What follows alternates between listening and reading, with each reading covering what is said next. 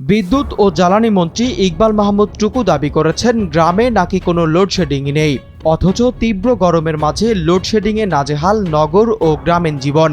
শহরে লোডশেডিংয়ের পরিমাণ তুলনামূলকভাবে কম থাকলেও মন্ত্রীর এমন দাবি ঘি ঢেলেছে গ্রামীণ মানুষের ক্ষোভে।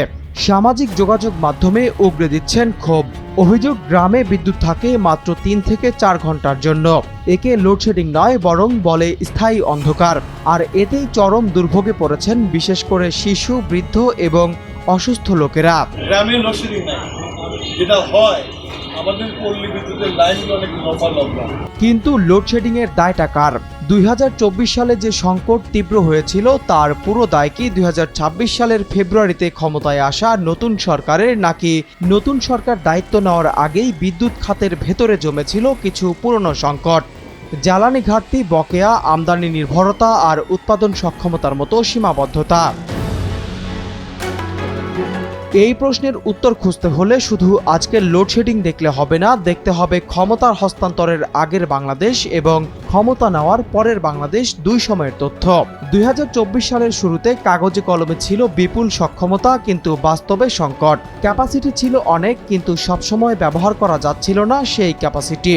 ২০২৪ সালের মে মাসের শেষ নাগাদ ইনস্টলড ক্যাপাসিটি ছিল ৩০,৭৩৮ মেগাওয়াট, কিন্তু ৩০ এপ্রিল সর্বোচ্চ উৎপাদন দাঁড়ায় ১৬,৪৭৭ মেগাওয়াট।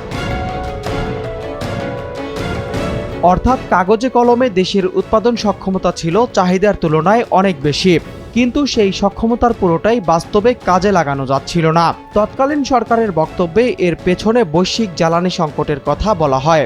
একই সময়ে বিভিন্ন বিশ্লেষণে গ্যাস সরবরাহের ঘাটতি, রক্ষণাবেক্ষণজনিত বন্ধ থাকা, কয়লা আমদানির সীমাবদ্ধতা এবং তেলভিত্তিক বিদ্যুৎ উৎপাদনের উচ্চ ব্যয়ের কথাও উঠে আসে। এপ্রিল থেকে জুন ২০২৪ দেশের বিদ্যুৎ ব্যবস্থায় ঘাটতি বারবার সামনে আসে। ৩০ এপ্রিল পিজিসিবি এর হিসাবে সর্বোচ্চ জেনারেশন ছিল ১৬,৪৭৭ মেগাওয়াট আর সর্বোচ্চ ডিমান্ড ১৬,৪১৭ মেগাওয়াট, কিন্তু ইনস্টলড ক্যাপাসিটি ছিল এর চেয়ে অনেক বেশি। অর্থাৎ সমস্যা শুধু বিদ্যুৎ কেন্দ্রের মোট সক্ষমতার ছিল না, বাস্তবে কতটা বিদ্যুৎ উৎপাদন করা যাচ্ছে সেটিও ছিল বড় প্রশ্ন।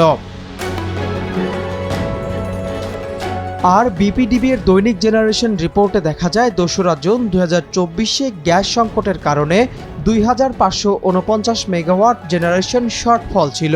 ২০২৪ সালের প্রথম ৬ মাসে বিপিডিবি বিবিএস এর হিসাবে জাতীয় গ্রিডে নিট জেনারেশন ছিল প্রায় ৪৭.৪১ টেরাওয়াট ঘন্টা, আর ইম্পোর্টেড ইলেকট্রিসিটি ছিল প্রায় ৮.২৭ টেরাওয়াট ঘন্টা।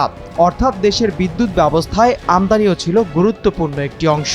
কিন্তু চাহিদা যখন দ্রুত বাড়ে তখন শুধু বিদ্যুৎ কেন্দ্র থাকলেই হয় না, দরকার গ্যাস, কয়লা, ফার্নেস অয়েল, ডলার আমদানি আর নিয়মিত পেমেন্ট। ২০২৪ সালের এপ্রিলে তীব্র হয় সংকট। কোনো সময়ে পিক লোডশেডিং প্রায় ১,৮৯০ মেগাওয়াটের কাছাকাছি পৌঁছায়। জুনের ২৪ তারিখেও প্রায় ১,৮৮৭ মেগাওয়াট পিক লোডশেডিংয়ের তথ্য পাওয়া যায়। তারপর ক্ষমতার পালাবদল, বদলে গেল দেশের রাজনৈতিক বাস্তবতা। শেখ হাসিনা সরকারের পতন, দায়িত্ব নিল অন্তর্বর্তী সরকার। তারা পেয়েছিল আগের বিদ্যুৎ কেন্দ্র, আগের ট্রান্সমিশন নেটওয়ার্ক, আগের ইম্পোর্ট অ্যারেঞ্জমেন্ট, আগের ফুয়েল ডিপেন্ডেন্সি, আগের বকেয়া ও আর্থিক চাপ। তারপর ফেব্রুয়ারি মাসে যখন বর্তমান সরকার ক্ষমতা গ্রহণ করে তখন দরজায় কড়া নাড়ছিল গ্রীষ্মকাল। মে, জুন, জুলাই মাসের তীব্র দাবদাহে বিদ্যুতের চাহিদা এক লাফে ছাড়িয়ে যায় ১৭,০০০ মেগাওয়াটে। কিন্তু চাহিদার বিপরীতে উৎপাদন সক্ষমতা থাকলেও নিশ্চিত করা সম্ভব হয়নি বিদ্যুৎ কেন্দ্রগুলো চালানোর মতো পর্যাপ্ত গ্যাস ও কয়লার অভাবে। এর কারণ বর্তমান সরকারের কোনো নীতিগত ব্যর্থতা নয়, বরং আগের আমল থেকে চলে আসা তীব্র ডলার সংকট, যার কারণে বকেয়া পরিশোধ করে নতুন করে জ্বালানি আমদানির এলসি খুলতে দীর্ঘ সময় লেগে যাচ্ছে।